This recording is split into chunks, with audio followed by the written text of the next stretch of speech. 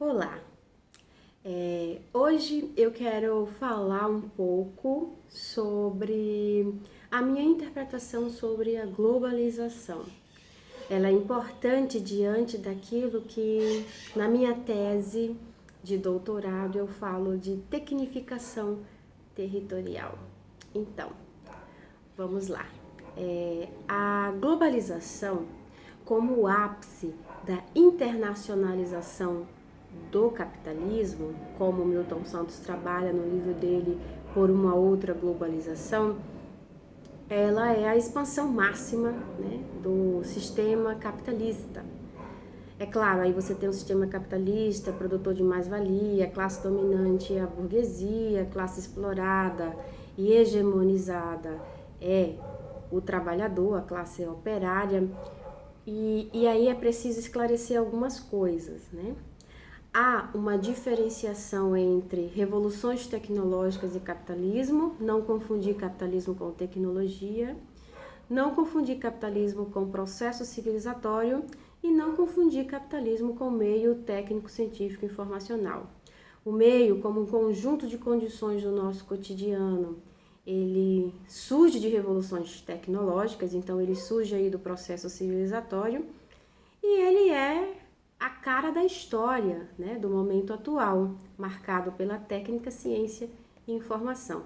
Então, meio para a geografia é a mesma coisa para o historiador, para os historiadores de período histórico. Meio e período são sinônimos.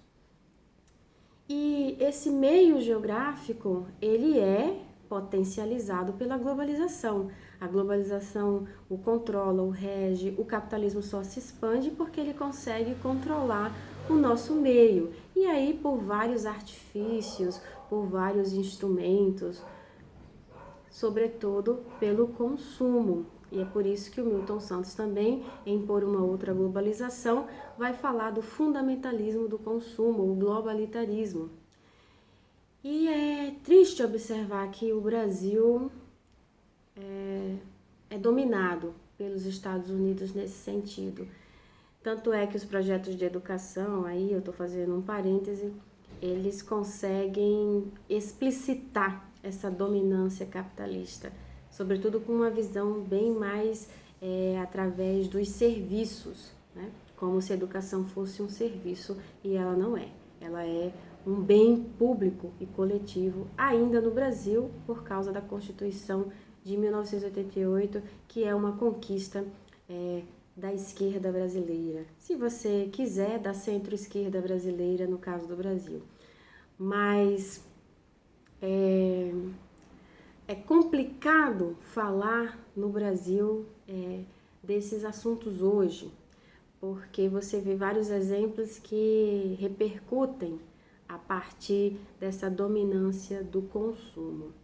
Mas voltando ao conteúdo deste vídeo, que é sobre a globalização, e isso tem total, isso é coerente com o que nós estamos falando, esse adendo sobre a educação no Brasil, né?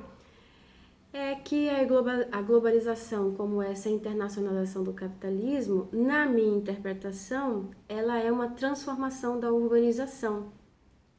Então, eu trabalho na perspectiva de que a globalização ela surge com a revolução informacional, que vem com os objetos aí do computador, da internet e posterior à robótica, com a sua inteligência artificial. Então, há autores que vão colocar a globalização lá para o início das grandes navegações. Eu divido desses autores. A minha interpretação é que a globalização surge pela revolução informacional e ela é uma transformação da urbanização. A urbanização surge como motor de industrialização com o capitalismo. Aí é redundante falar capitalismo industrial, mas algumas pessoas colocam o mercantilismo, ou alguns estudiosos colocam o mercantilismo como um capitalismo comercial. Eu acho isso complicado, é um equívoco, porque o comércio existia antes do capitalismo, mas eu prefiro ainda aquela classificação pré-capitalista, acumulação primitiva ou o próprio mercantilismo, até porque a classe dominante era a monarquia. E com o capitalismo surge uma nova classe dominante, embora a burguesia existisse, assim como o comércio existia, como o dinheiro, a moeda existia. O que surge com o capitalismo é um novo sistema de reprodução social a partir de uma evidência, ou poderíamos dizer, isso o Marx fala melhor no manifesto, né? É você explicitar a desigualdade de classe, o que não existia no sistema anterior. Então, quando você coloca explícito no pacto social a classe dominante é a burguesa e os trabalhadores vão vender sua força de trabalho, então é uma explicitação do pacto. Aí sim vem o capitalismo com o surgimento do mercado. Então, o mercado é algo que surge com o sistema capitalista.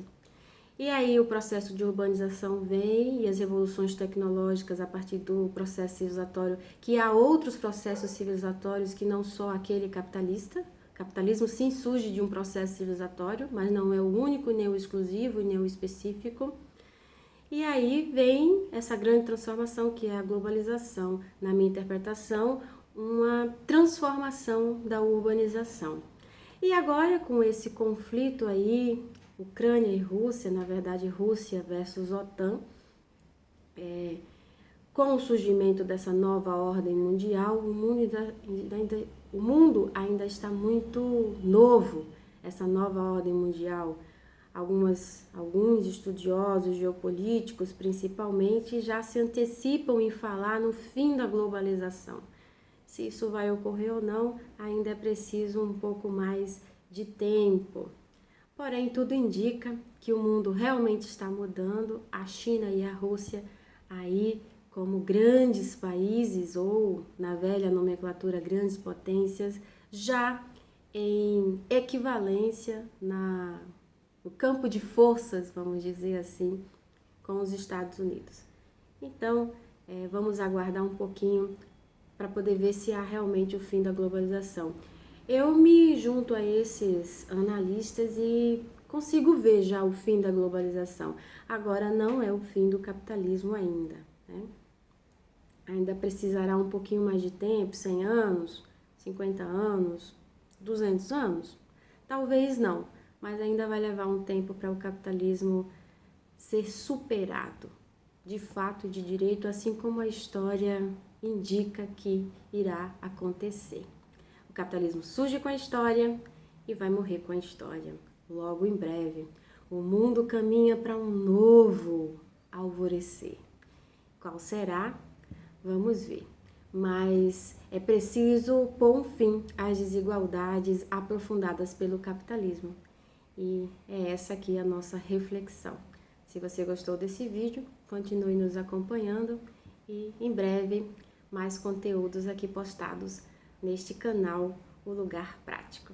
Até lá e continue andando sempre.